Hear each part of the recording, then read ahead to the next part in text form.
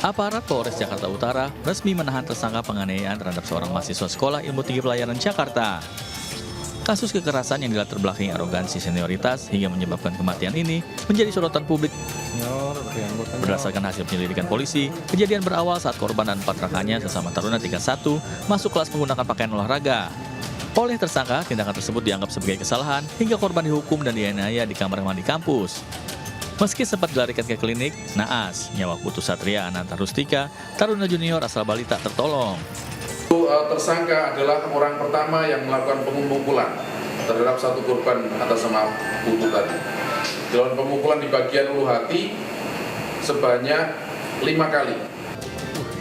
Atas perbuatannya, tersangka akan dijerat pasal tentang penganiayaan dengan ancaman pidana penjara maksimal 15 tahun.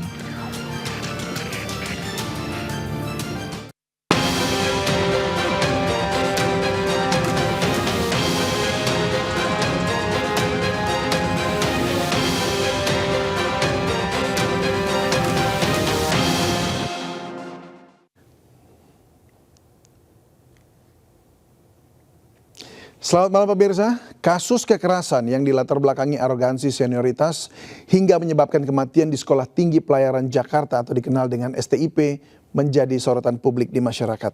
Kekerasan yang terus terjadi dan menimbulkan korban jiwa tidak hanya terjadi kali ini saja. Tercatat di tahun 2008, 2014, 2017 STIP juga sempat tersandung di kasus serupa. Sudah berkali-kali arogansi senioritas di STIP memakan korban jiwa. Kenapa hal ini terus berulang? Dan apakah STIP perlu untuk dibubarkan? Selengkapnya akan kita bahas di episode One on One malam ini bersama saya David Silahoy.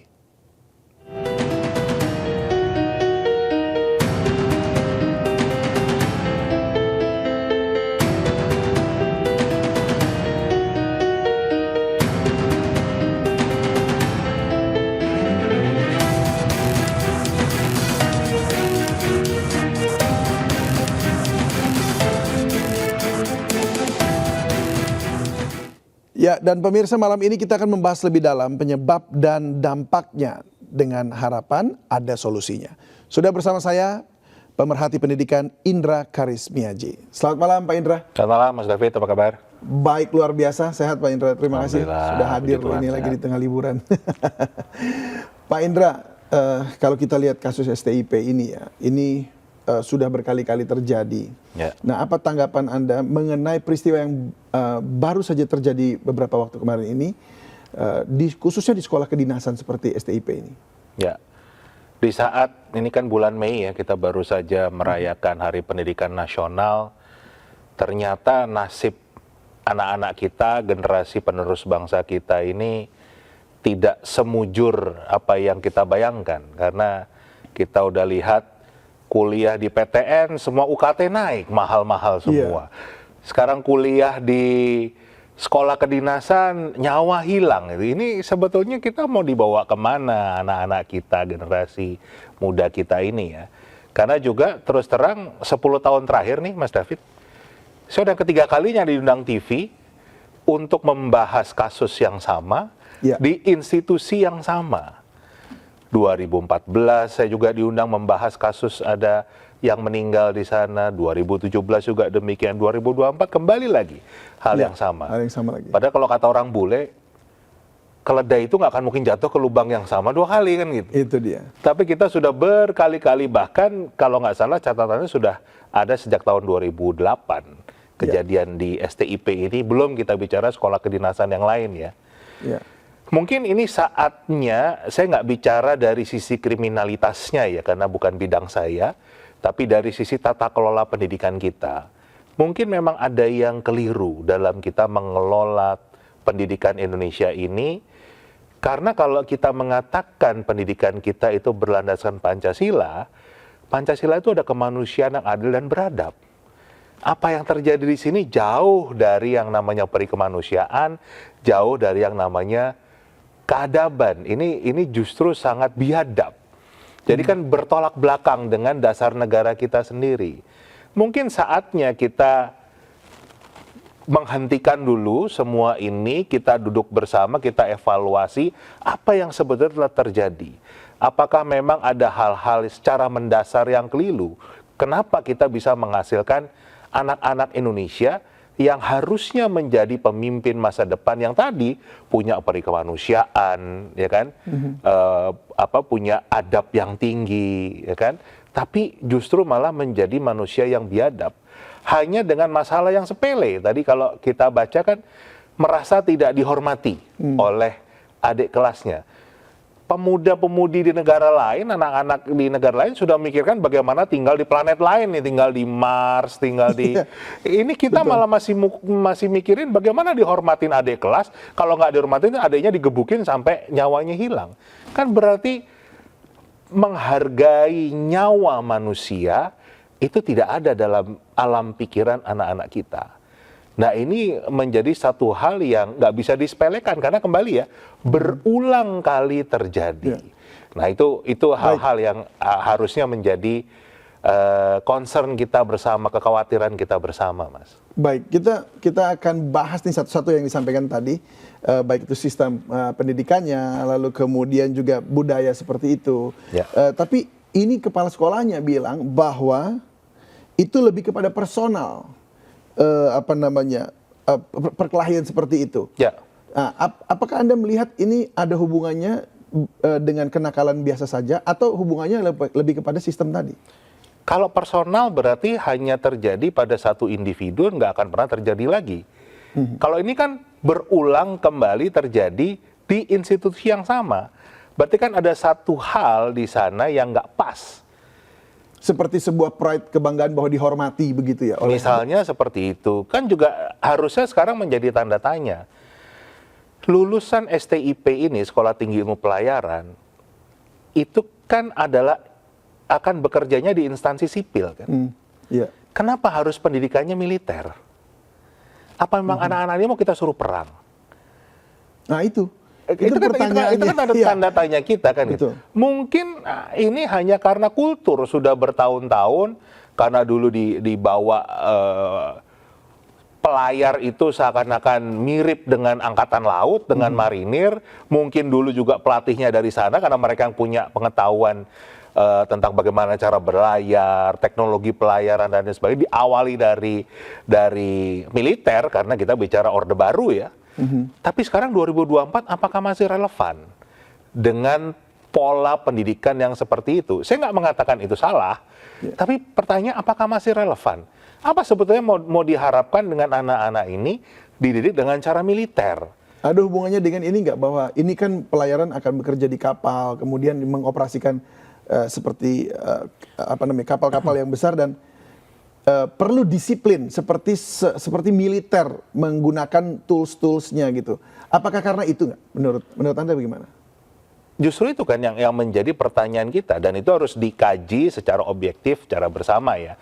Artinya apakah memang instansinya tadi loh, instansinya apa mereka akan bekerja sebagai seorang militer atau jadi kita juga harus terbuka.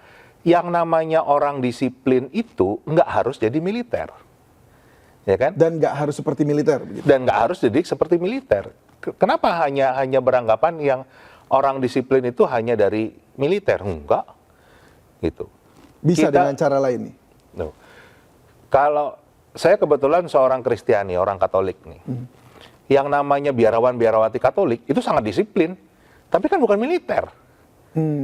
Dan nggak dengan cara militer. Nggak dengan cara militer, tapi sangat disiplin. Bahkan jam 4 pagi sudah bangun, berdoa, ini semua kegiatan.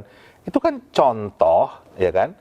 Kalau yang namanya kedisiplinan itu tidak harus dibangun dengan cara militer, dengan kekerasan.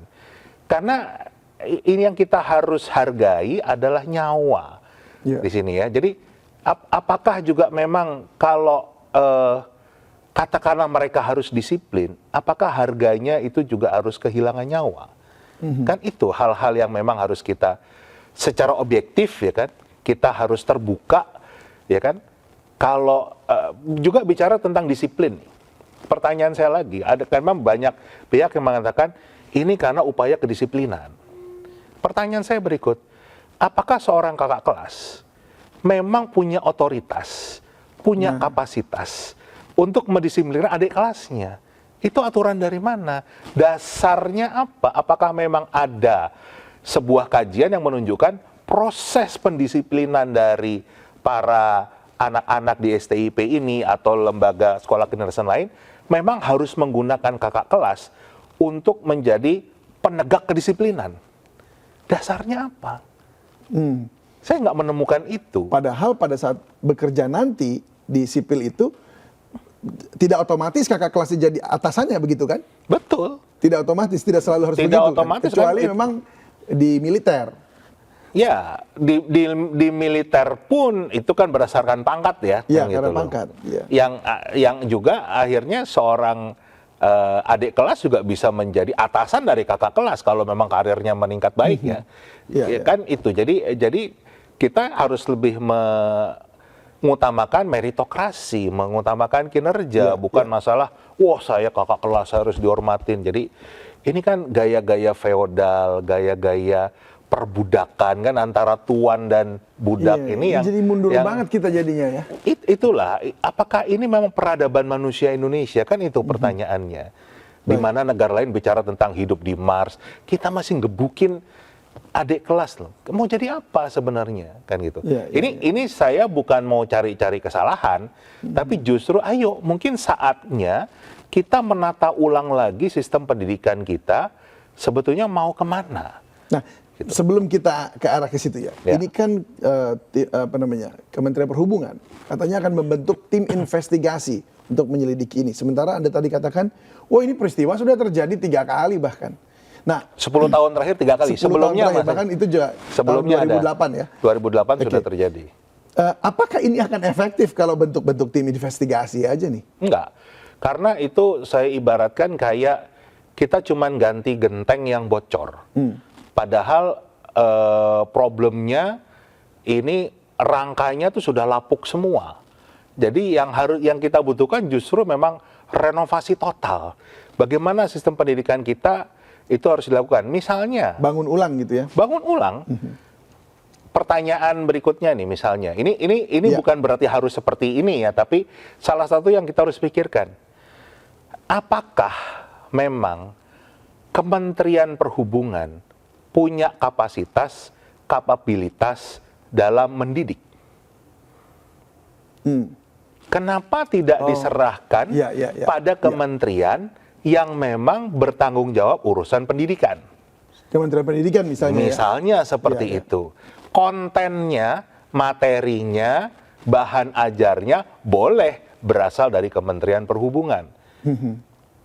Tapi apakah memang orang-orang di Kementerian Perhubungan ini yang menjadi pejabat di Sekolah Tinggi Ilmu Pelayaran misalnya, punya kapasitas, kapabilitas untuk mendidik? Jadi jangan kita itu menganggap menjadi seorang pendidik itu mudah. Tidak. Karena berhubungan dengan manusia yang namanya pendidik itu, ya sayangnya memang di Indonesia itu sangat tidak dihargai ya. Ya kan? Padahal yang namanya pendidik itu kan sangat berhubungan dengan masa depan dari Ya, ya. bangsa ini. Bukan hanya satu orang, tapi bangsa ini. Dan bicara soal psikologis juga ya. Justru itu. Sementara Kemenhub mungkin belum tentu para karyawannya ini atau pendidik-pendidiknya belajar tentang hal itu. Itu tadi yang saya sampaikan, bicara tentang kapasitas, kapabilitas. Apakah mungkin untuk urusan pelayarannya jago, Ya, ya. tapi untuk Ya.